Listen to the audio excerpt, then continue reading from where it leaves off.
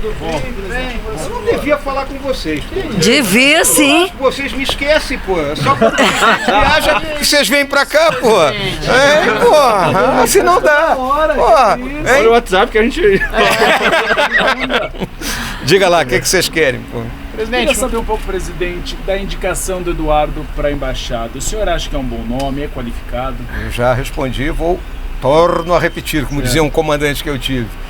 Dentro das regras para a escolha de quem não é da carreira diplomática, ele está dentro do padrão.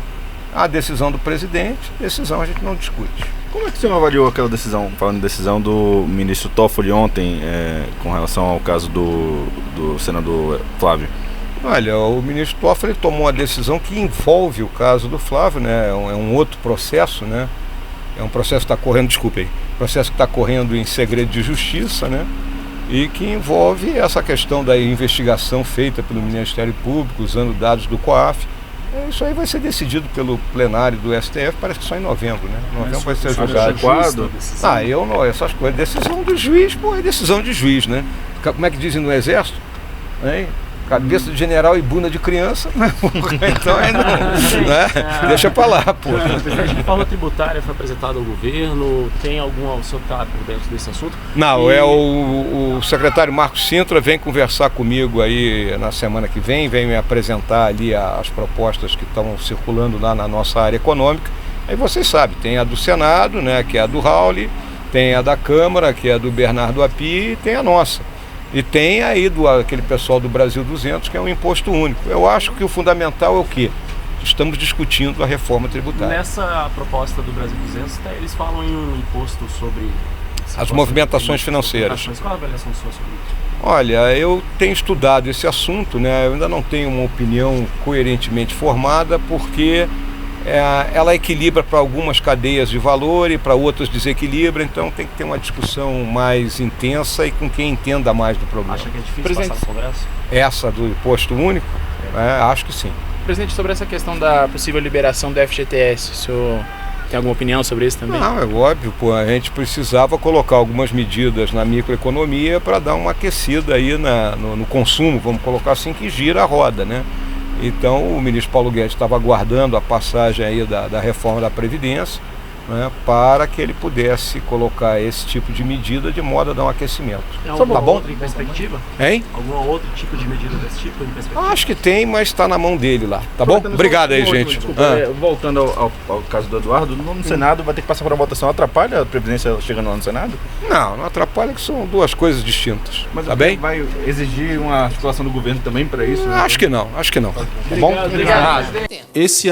Esse ano, hoje, as nossas estimativas, isso está sujeito a mudança nesse plano, que vai ser o quarto item.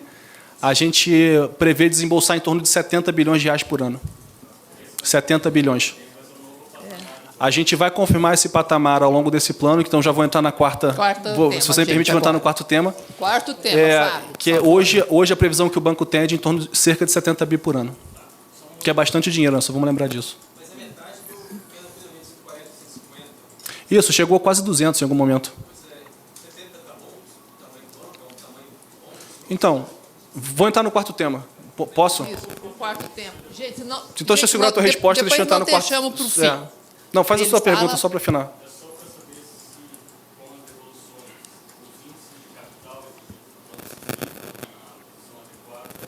Então, eu vou fazer a sua pergunta sobre o quarto tema. Vou passar para o quarto tema. Tá? Então, vamos lá. A quarta meta, tá? Até o final do ano, a gente quer ter um planejamento trianual claro do banco, com orçamento, noção de dimensionamento e metas operacionais para a gente entregar até o final do mandato. Tá? Quando eu falo de orçamento, receita e despesa. Então, eu quero ter uma visão clara para o banco até 2022, quanto eu espero ter de receita nessas duas linhas de negócio, né? Linha de negócio de serviço, linha de negócio de crédito, e quanto eu vou ter de despesa. Lembrando que a gente não está aqui para fazer o maior lucro possível. Então, possivelmente, o lucro do BNDES no futuro será menor do que o lucro do BNDES no passado. Mas a gente espera que o lucro gerado na sociedade seja maior do que o que a gente está contribuindo hoje. Então, não adianta olhar o BNDES sozinho, tem que olhar o impacto dele na sociedade brasileira como um todo. Tá? A gente quer terminar esse plano até o final do ano, e aí vão ter métricas de desembolso, vão ter métricas de capital, vão ter métricas de venda de ativos, vão ter métricas de concessões, e em que a gente vai estar seguindo para cumprir até o final do mandato. Tá? Sobre a pergunta de capital que você acabou de fazer, essa devolução é uma explicação um pouco técnica.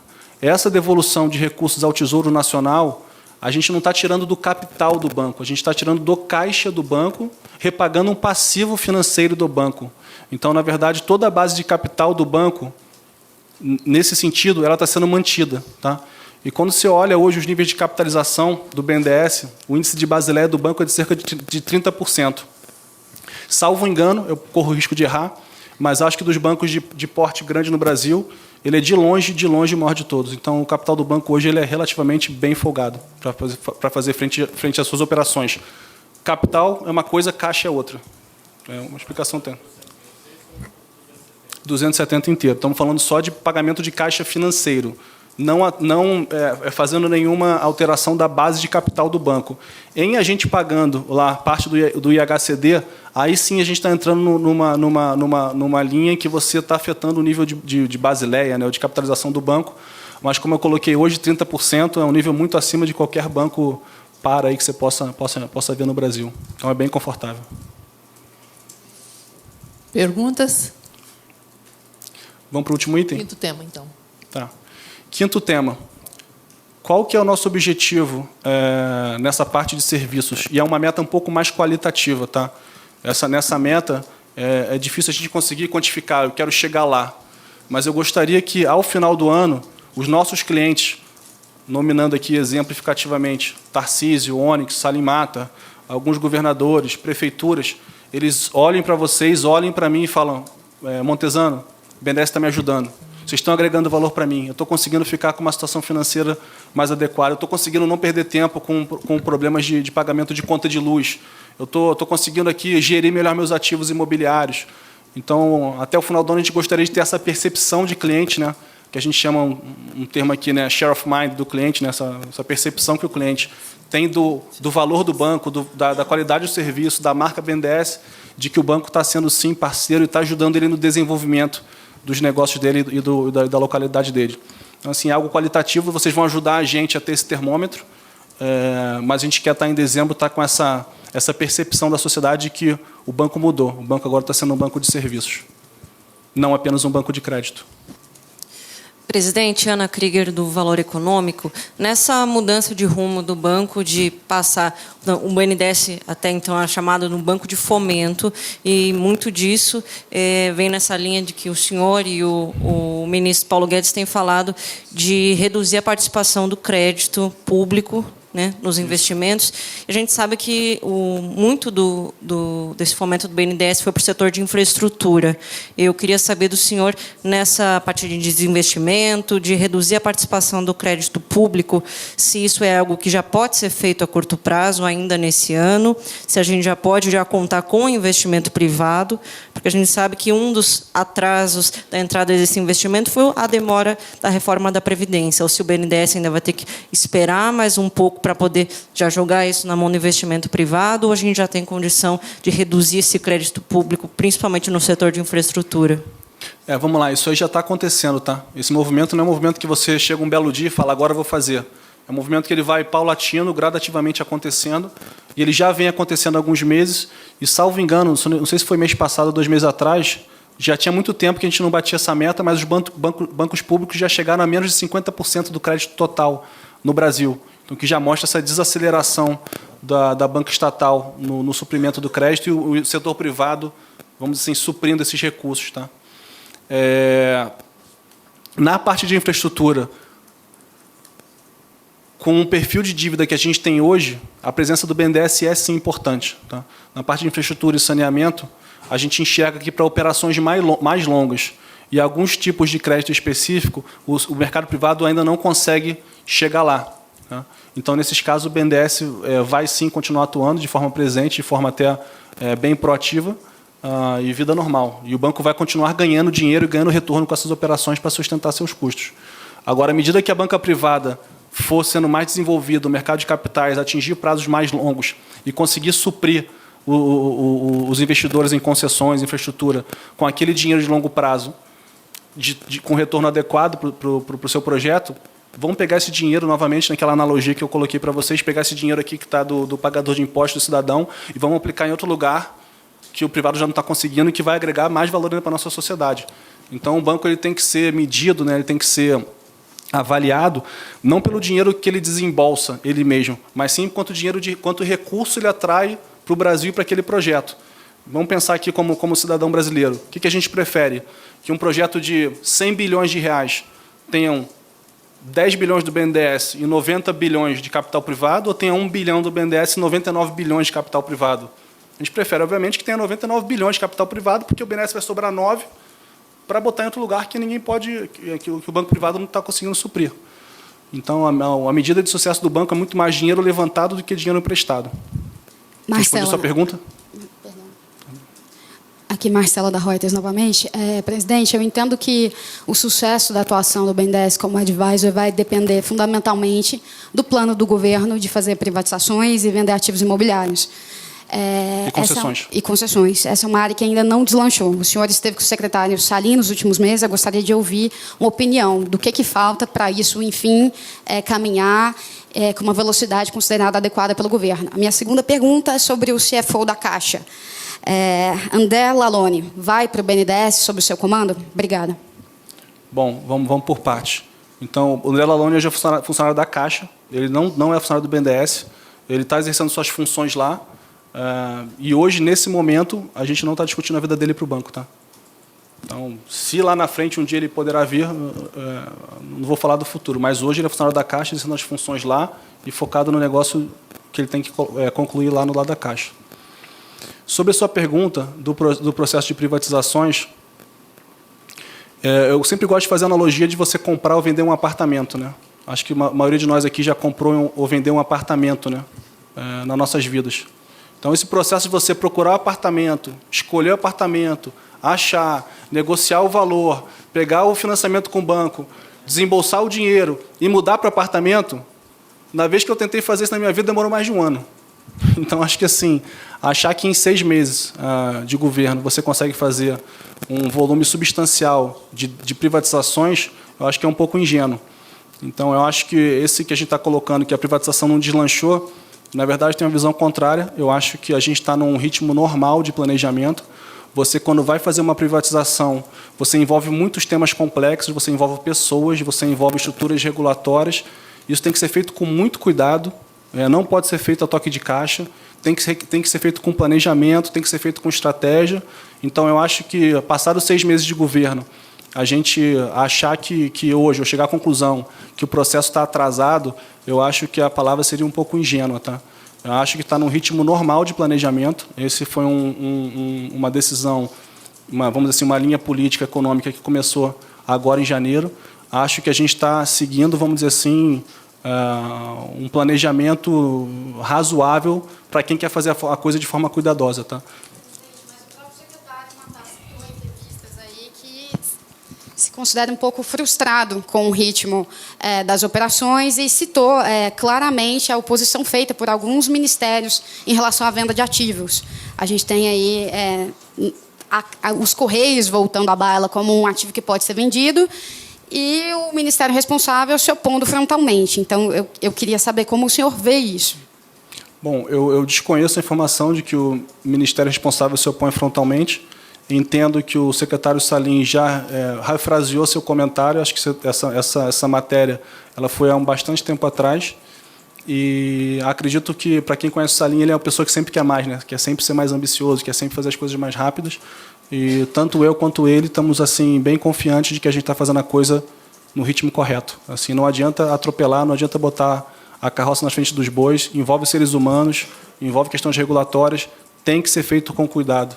E, de novo, acho que sempre fomos pensar em comprar ou vender uma empresa, usem na reflexão de vocês o exemplo do apartamento, né, ou da casa própria, que é algo bem cotidiano. E demora tempo mesmo. Assim.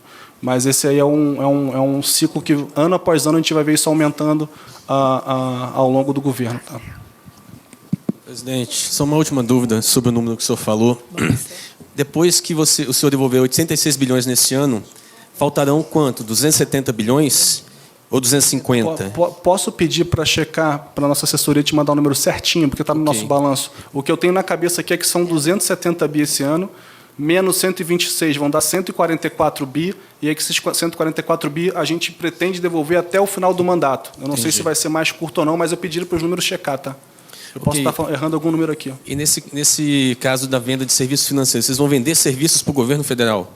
Vamos ofertar serviços de assessoria financeira para o governo federal, para governos estaduais e municipais. E tudo vai ser cobrado certinho? Tudo vai ser cobrado contrato, certinho. Etc. Contrato, etc. E sempre com o princípio de que a nossa remuneração ela é primordialmente vinculada ao sucesso da operação. Então, se o gestor público não estiver se beneficiando daquele recurso, o banco também vai estar junto nesse risco financeiro de investir gente, investir tempo para fazer aquilo acontecer. Então, é uma parceria bem alinhada no interesse de fazer os projetos darem certo. A última pergunta, tá, gente? Presidente Ludmila, do Poder 360. Eu queria que o senhor comentasse como está sendo a montagem da diretoria do banco, se o senhor teve que submeter esses nomes para o governo, já que foi justamente a nomeação de um dos diretores que acabou fazendo com que o ex-presidente se demitisse. Tá, vamos lá. Os nomes foram todos alinhados com o Ministério da Economia. Estou tendo, sim, o cuidado de fazer tanto decisões estratégicas quanto montagem de time em total alinhamento com o Ministério da Economia. Como eu coloquei hoje para vocês, nós sendo o banco operacional do Estado, é importante e fundamental ter um alinhamento. Se o Estado está correndo para lá, o banco tem que remar na mesma direção. Do contrário, a gente está novamente aqui desperdiçando recurso público e não sendo eficiente na nossa estratégia. Então, tudo que a gente faz é extremamente alinhado, cuidadosamente com o Ministério da Economia. Tá? Presidente, só para encerrar a última pergunta, você está fazendo todo um reordenamento do banco. Você sai de um banco de crédito, um banco de fomento, você não precisa mais de capital, de tanto capital, por isso pode fazer devolução, um banco de serviço. Isso foi acertado com o corpo de funcionários do banco? Como é que está a sua relação com o corpo de funcionários, que a gente sabe que eles são bastante atuantes na defesa do que as diferentes associações ali acreditam que seja a função do banco ou a função deles dentro do banco? Como é que está esse seu contato com os funcionários e se eles estão de acordo com essa reorientação de você deixar de ser um banco que dá crédito para os setores escolhidos ou os eleitos e passa a ser um banco de serviço? Obrigado. Tá, eu acho que a relação hoje com o funcionalismo do banco, como você colocou, na minha visão, está excepcional. Eu tive minha primeira reunião no banco a quarta-feira de 2 semanas atrás. Dos meus primeiros 2 dias de banco, eu fiz 22 reuniões, certo, Bruno? 22 reuniões de 1 hora, cada uma delas com todas as superintendências. Interagi com mais de 140 funcionários do banco em 2 dias, ouvindo deles cada um das suas atividades, o que eles fazem, como eles operam. E, para mim, isso não é custo nenhum, tá? Porque eu sou apaixonado por esse negócio de banco de investimento. Cerca de 140 funcionários, que são... Quantos chefes de departamento nós temos? Foram todos os chefes de departamento e todos os superintendentes. Tá? Então, nesses 2 dias, a gente fez 22 reuniões de 1 hora com cada departamento, interagi com todos os chefes de departamento, todos os superintendentes. E, de novo, para mim, isso aqui não é nenhum custo. Eu adoro, eu sou apaixonado por essa atividade, sou apaixonado por esse negócio de assessoria financeira, de banco de investimento, que é o BNDES, é um banco de atacado. E, na primeira sexta-feira, após esses 2 dias, a gente apresentou para ele esse plano. Apresentamos para ele esse plano aqui colocado. Tive a preocupação de falar primeiramente com o corpo de funcionários antes de falar com os senhores aqui, imprensas. A gente foi muito demandado, mas eu optei por, primeiramente, falar com o corpo técnico, falar com o nosso time sobre a estratégia, sobre as percepções, antes de falar qualquer coisa via imprensa, né, dado que nessa transição de gestão é sempre algo sensível. A minha percepção é que a reação deles foi a melhor possível,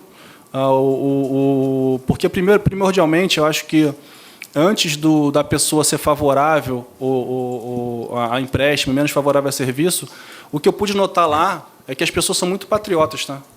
Você vê claramente, dentro do banco, uma vontade de ajudar o Brasil, uma vontade de ser uma parte, vamos dizer assim, um agente principal, né, transformador do Brasil, está muito presente lá.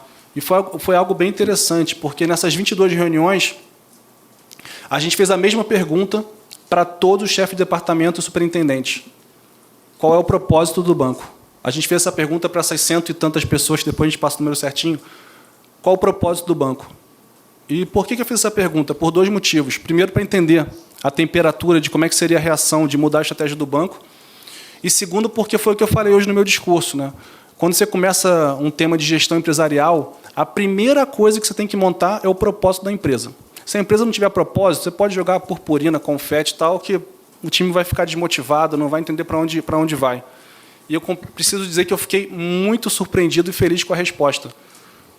Todos os funcionários, chefes de departamento, até me arrepio quando falo isso, chefe de departamento, superintendente, falaram a mesma coisa. O propósito do banco é desenvolver o Brasil. Então, quando eu falei esse jargão aqui, menos banco, mais desenvolvimento, veio deles. Veio deles. Eles que falaram desenvolvimento, eles que falaram ajudar o Brasil. E eu fiquei brincando na reunião que eu tive com o superintendente, que eu falei, gente, meu trabalho já está metade feito, porque vocês já sabem, vocês não só sabem o propósito do banco, como já estão super alinhados. Então, na hora que eles veem que o banco vai voltar a ter um protagonismo na política econômica nacional, vai voltar a ser um agente, vamos dizer assim, transformador do Brasil para melhor, eu tenho pouca dúvida que eles vão estar super motivados, como eu tenho sentido até o momento. Tá? Então, a relação com eles está excepcional. Agora, qualquer mudança gera custo, gera desafios, alguém tem que perder para alguém ganhar. Então, isso faz parte de um ajuste empresarial. Eu não diria menor, porque assim, depende como você mede o banco. Tá? Se você mede o banco por nível de desembolso, vai sim ser um banco menor. Ele vai desembolsar menos recursos do que ele desembolsava antes. Se você mede o banco por quanto ele está transformando o Brasil, por quanto ele está impactando a vida das pessoas, por quanto dinheiro ele está atraindo pelo Brasil, eu acredito que ele vai ser bem maior do que foi no passado. Porque é aquela analogia que eu te falei novamente. Se você é um banco de financiamento, o único dinheiro que você traz, que você levanta, é quando você desembolsa. Na hora que você vira um banco de prestação de serviço de assessoria financeira, você tem não só o seu dinheiro do seu bolso, como você traz todo um mundo de mercado financeiro que está ávido por lugares para aplicar dinheiro para investir junto com você.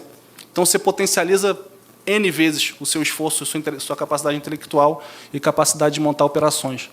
Então, acredito que o BNDES vai ter capacidade de impactar muito mais o Brasil do que ele fez nos últimos anos.